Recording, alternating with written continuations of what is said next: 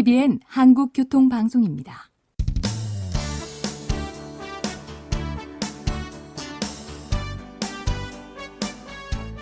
한문철 변호사의 교통사고 솔루션.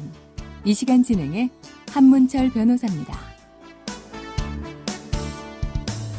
여러분 안녕하십니까? 황색전멸 대 적색전멸. 황색은 조심해서 가야 되고요. 적색은 교철에 일시 정지했다가 조심해서 가야 되는 거죠. 둘 다 조심하지 않았고 동시에 들어서 꽝 사고 났어요. 그런 경우는 적색이 80, 황색이 20인 경우가 많은데요.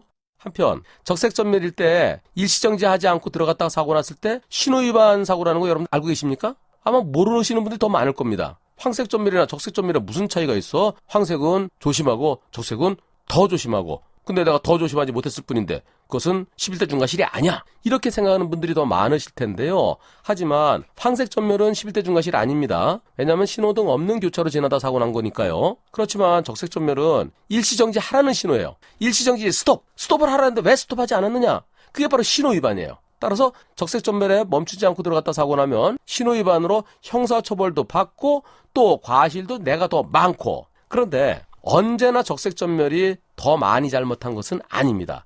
상황에 따라서는 일반적으로는 황색전멸 대 적색전멸이 사고 나면 적색전멸 쪽이 80, 황색전멸 쪽이 20입니다.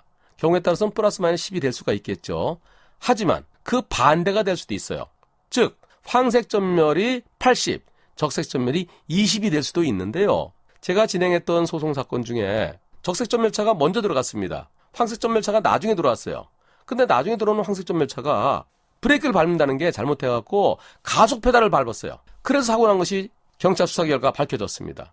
적색전멸이 일시정지하지 않았지만 그러나 먼저 들어와서 진행해 오고 있는데 왜 황색전멸이 그걸 보고서도 멈추지 못하고 피하지 못하고 오히려 가속 페달을 밟았느냐?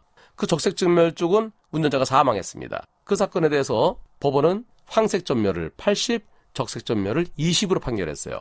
보험사가 잘못이다, 적색전멸이 더 잘못했어야 되는데 왜 황색을 80으로 보느냐라고 항소했지만 항소심도 마찬가지로 적색전멸 쪽에서 일시정지하지는 않았지만 그러나 선진을 했다. 황색전멸이 나중에 들어가면서 진행해 가는 차를 보고도 브레이크를 밟지 못하고 당황해서 가속 페달을 밟았기 때문에 황색전멸이 더 많이 잘못했다라고 역시 80대 20으로 판결했습니다.